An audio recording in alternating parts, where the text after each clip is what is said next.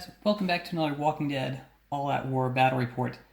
I'd like to say hello to all my subscribers, especially the new ones, and I'd like to invite anyone who has yet to subscribe to go down there and smash the subscribe button so that you can show your support for this channel and for this game overall. Today we're going to be finishing up the Miles Behind Us campaign. We are already on Chapter 6, and this is the supply raid. So just like my last couple videos, if you'd like to skip any turn in particular, go down and hit up the timestamps in the description below, and you can jump right ahead to the action. For those of you who want to stick around, we'll explain the teams and the board setup. So for this mission, we are going to have a team of 5 survivors. So we have Andrea. She's going to have a Smith & Wesson 9mm. We have Glenn, who is now the Supply Run Master version. He is unarmed. We have Maggie with the Distract Veteran skill. Billy Green has a Browning High Power.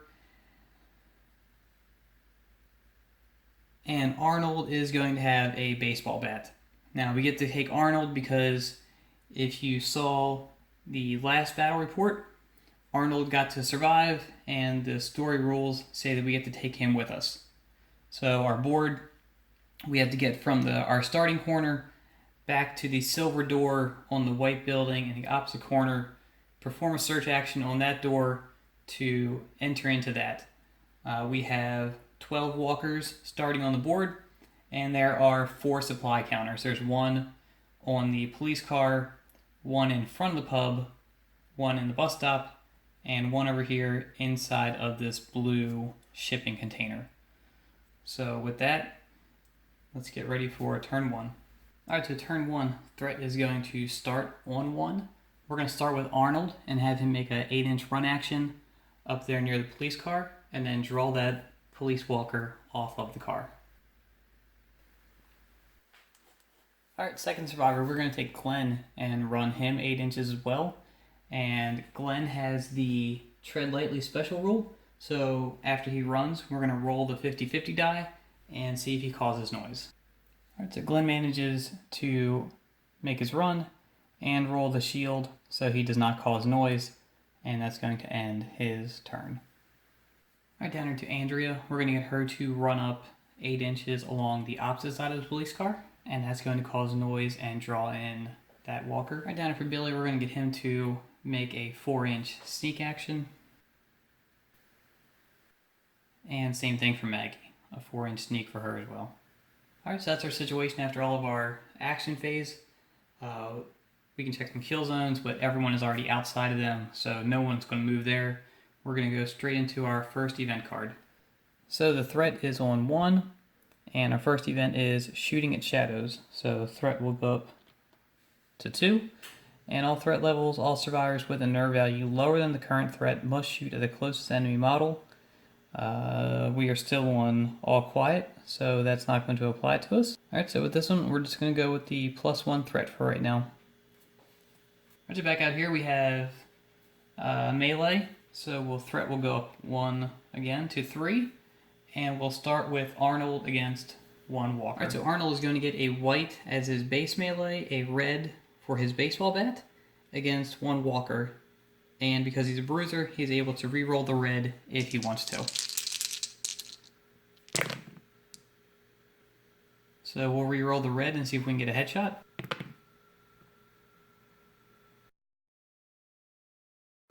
And we're just going to knock that walker prone. Alright, so we'll come over here to Andrea and have Andrea against 1 walker. So with Andrea, we're going to actually choose to defend in combat. So she's going to roll 2 red against 1 purple for the walker.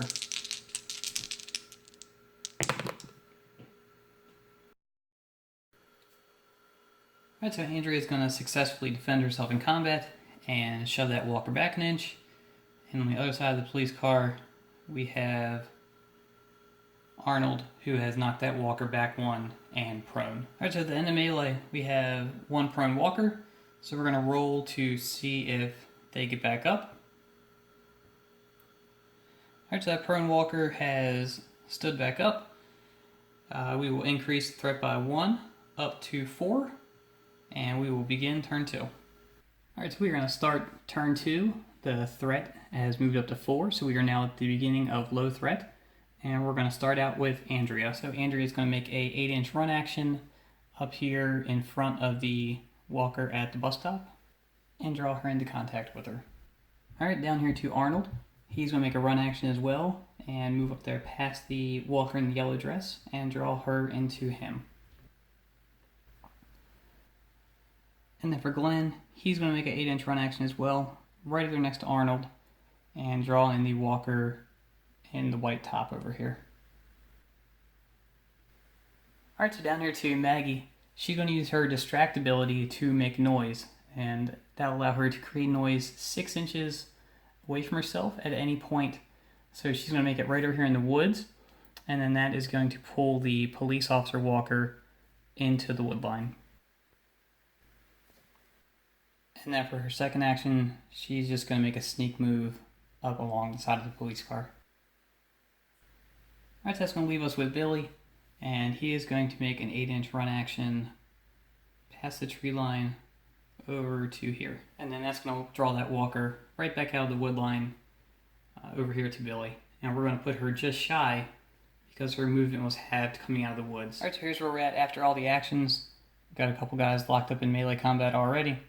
And then once we check the kill zones, Billy is going to have that walker move into contact with him. So we'll do that now, and then we'll go into our next event card. Alright, so move that walker into contact with Billy, and there's a pretty good shot of all of the combat that's going on. So our next event card will be Surrounded. So we will increase threat by 1, so run out to 5. Player with initiative must choose one standing survivor and place kill zone over it, and then blue walkers are placed around the edge of the kill zone. Alright, so we're going to come back here to Maggie. We'll put the kill zone over her. We will roll a blue die, and then drop that many walkers surrounding her.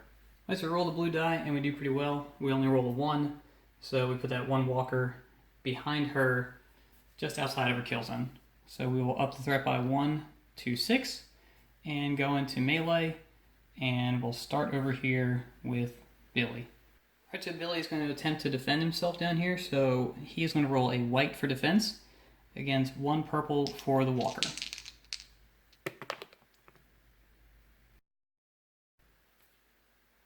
Alright, so Billy has lost combat by 2, and he is bitten. So we're going to be down to 3 wounds and a bite. So we push Billy back an inch, and we'll move on to the next person. Alright, so now we move up here to Andrea and her combat against 1 walker. So Andrea is going to attempt to defend as well. She's going to roll 2 red in defense against 1 purple for this walker.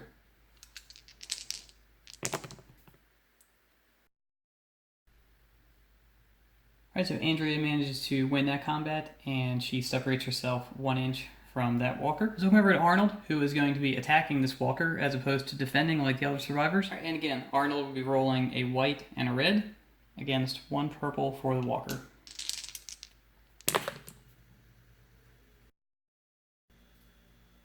Alright, so no rerolls needed that time around. Arnold is able to get rid of the walker with a headshot. And we will now move into Glenn against 1 walker. Alright, so Glenn has the same attack and defense value with the white die, so we're going to go ahead and attack the walker this go around. So we'll have 1 white against 1 purple.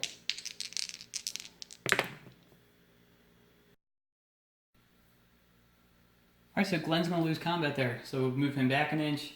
He loses 1 wound, so he is down to 4. However, he is not bitten. So let's go ahead now and roll for Billy to see if his infection spreads because there are no prone walkers. Alright, so we roll the 50-50 die and come up with a blank, which means Billy is also going to lose another wound. So he is down to 1 wound left. That's going to be the end of this turn. We'll up the threat by 1 to 7. And get ready to start on turn 3. Alright, this is going to be the start of turn 3. The threat is up to 7, so we're almost out of low threat.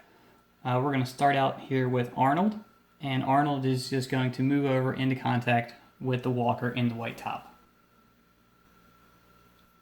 Alright, so we're going to come down to Billy, and we're going to have Billy make an 8-inch run action, and he's going to stay as close as he can to that fence. And then the noise caused by that, you'd think would draw on the walker there in the gray pantsuit, but don't forget about this guy back here, hiding inside of this storage container. He's going to move and make contact with the fence.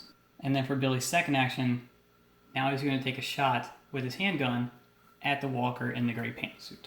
Alright, so Billy's shooting is going to roll a red and white as his base, and then he gets another red for the handgun, all against a single walker purple.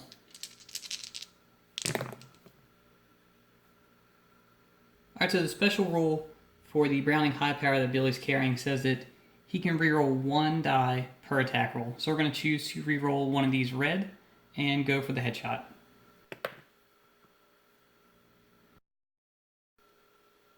Alright, so that shot has knocked that walker back an inch and prone, and it has also caused mayhem, so we'll up the threat by 1 to 8, and it has drawn the attention of the other 3 walkers that were in front of the building and pulled them down closer to Billy.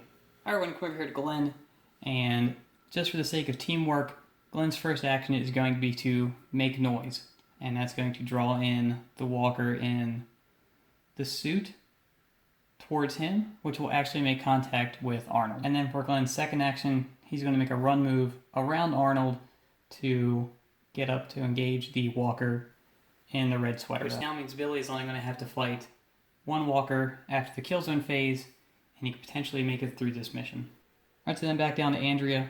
She's going to make a run action to get in contact with the door of the store, and that's going to draw in the last available walker on this side of the board. I almost forgot about Maggie all the way back here at the back of the board. She is really falling behind, so she's going to start out and use her distract ability again. Alright, so this time she's going to do it just outside the tree line, again 6 inches away from herself, to draw the attention of the police walker. And then for her second action, she's going to run up here to join the group. And then that's going to draw in the closest walker, which again is going to be the one down here hiding by the storage container. So he shambles along the inside of the fence and runs into the corner. Let's go back over here and look for some kill zones, and everyone is going to be outside of kill zones right now. So we will go into our next event card, which is Rouse Lurkers. So +1 to the threat, up to 9. We are now at medium threat.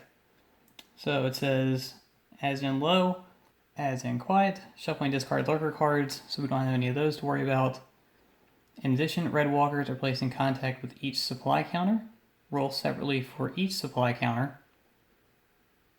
And then the medium says, blue walkers are going to enter play. So we'll start with the supply counters and then bring in the extra walkers. Alright, so we just brought a ton of walkers onto the board. So we'll start out with the blue die. So we rolled a 3 on that, so we brought in 3 extra walkers.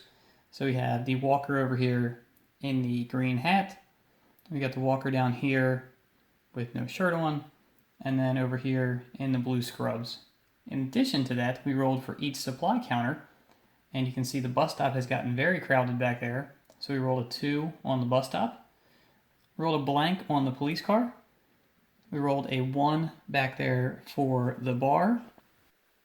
And then we also rolled a 2 over here on the storage container. Alright, let's go into combat over here. We're going to up the threat by 1, up to 10. And let's start out with Arnold against 2 walkers. Alright, so Arnold's going to be rolling his red and white against 3 purple this time for the walkers. And luckily he can re-roll the red because he's a bruiser.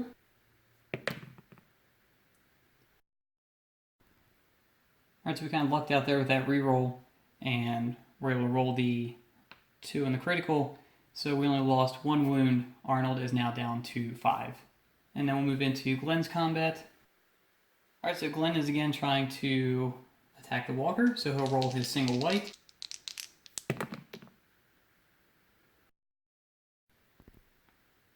Alright, so Glenn has lost combat, and he's going to take another wound and be down to 3. So finally up here we have Andrea against a single walker, and she is going to try and defend.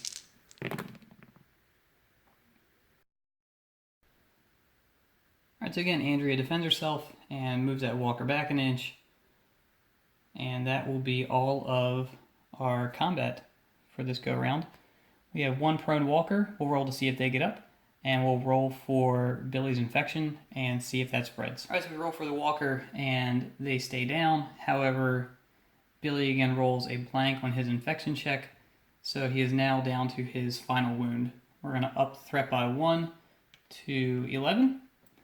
And come back with turn 4. Alright, this is going to be the start of what should be our last turn, barring any absolutely crazy events. This is going to be start turn 4. Threat is on 11. And we're going to start out with Andrea. And for her first action, she's going to perform the search action on the building there to open the door. Now, the mission rules say that victory conditions are, once you do that, it's supposed to end, but we can't stop like that. So we're going to finish out this turn, see how it plays out. So Andrea's going to open the door, be done with her action, and we're going to move on to our next survivor. Alright, so next up down here, Billy knows that he's about towards the end of his life, so he's going to make the sacrifice and take a shot at the walker in front of Andrea. So we'll roll to see what happens with that. As again, red, white, and red for his shooting against one purple. We can re-roll one red die.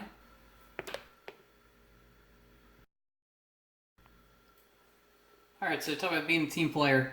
Billy takes the shot, knocks her prone for Andrea, and gets completely swarmed by 4 walkers. Alright, so next we're going to get Maggie to make a sneak action and come into contact with the walker in the red dress. And then for Glenn, he's going to come over and take on the old man walker with the yellow shirt on. And Arnold's just going to move up to help out his sister. Alright, so as far as kill zones are concerned, all the walkers are either prone, that would be inside of kill zones, or they are well outside of there. So we'll just go into our last event card here. Alright, and this is going to be Pandemonium. So +1 to the threat, up to 12. And in medium, each player rolls double blue and moves that many eligible walkers in a direction of their choice. And then blue are going to enter play. So we'll roll to see what we get. So we rolled a 4 for the number of walkers to move. So we started out by taking the 2 walkers that were inside the storage container and having them come through and push through the gate to make it through there. And then we had one of the walkers from the bus stop move his way down into Arnold, and another walker came from the edge of the board, going closer up there to Maggie. So then we rolled 2 walkers to come into play. So we have this walker down here came onto this side of the board, and on this side we have the walker here in the orange shirt came on from this side. So what we're going to do is up the threat by 1 to 13 because we have plenty of melee combat going on. And then we'll start combat out with Arnold against 1 walker. So Arnold against 1. So he is going to move back 1 and prone. And then we'll go to Maggie against 1. Alright, so Maggie is still defending. Alright, I don't know what's going on here. These guys are not doing well in combat at all. Maggie takes a wound, and she is down to 3. So now we move into Glenn, and he is going to be split off from that combat against 1 walker. Alright, so Glenn is attacking. Alright, so Glenn manages to take him back prone. And now we'll go down here to Billy against 3 walkers. Alright, so I'm going to try to do something here, and I'm probably going to be wrong, so please let me know down in the comments. I'm going to try to shoot in melee. So Billy is going to fire off at one of the walkers. So I'm going to roll my 2 red and white against 1 purple, because again, I'm only firing at 1.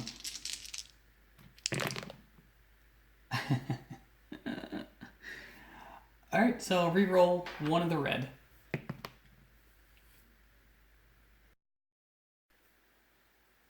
Alright, so from what I've read, it says that if you shoot in melee, you lay the enemy model prone where they are, because they can get back up and fight again. Now the other models that I'm in combat with still get to attack, but I don't roll anything. so I don't roll any defense here. So this is the remaining 2 walkers attacking me, and I get no defense. This is where I need the blanks to come in.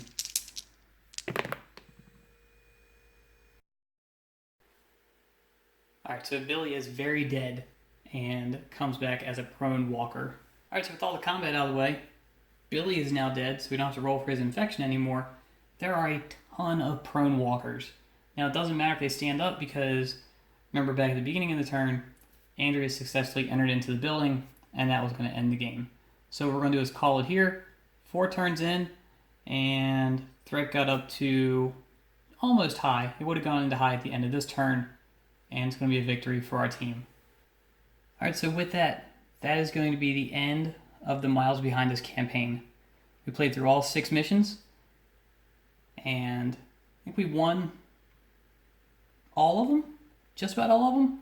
Not everyone made it through. If you didn't get to watch them all, please go back and check them out. So in this mission, we lost Billy. We actually lost Otis twice. If you watch back through the other couple, we lost him very early into this, and then he died again later on into it. So if you haven't already, please go over and subscribe to the channel. Check out some of the other playlists we got on there. We got a lot of terrain reviews. We've reviewed most of the kits on this one. We haven't done the large white building in the back there. All of this is from Blacksite Studios. I encourage you to go over there and check out their website. Lots and lots of good pre-painted MDF terrain on there. Check out some of the Call to Arms versus All Out War comparisons that I'm doing. I got a lot more of those lined up, as well as a How to Play Call to Arms series that I'm going to start filming now that this is done. So please let me know down in the comments what you like, what did you do wrong, what would you like to see more of, and don't forget to subscribe. Thanks, guys.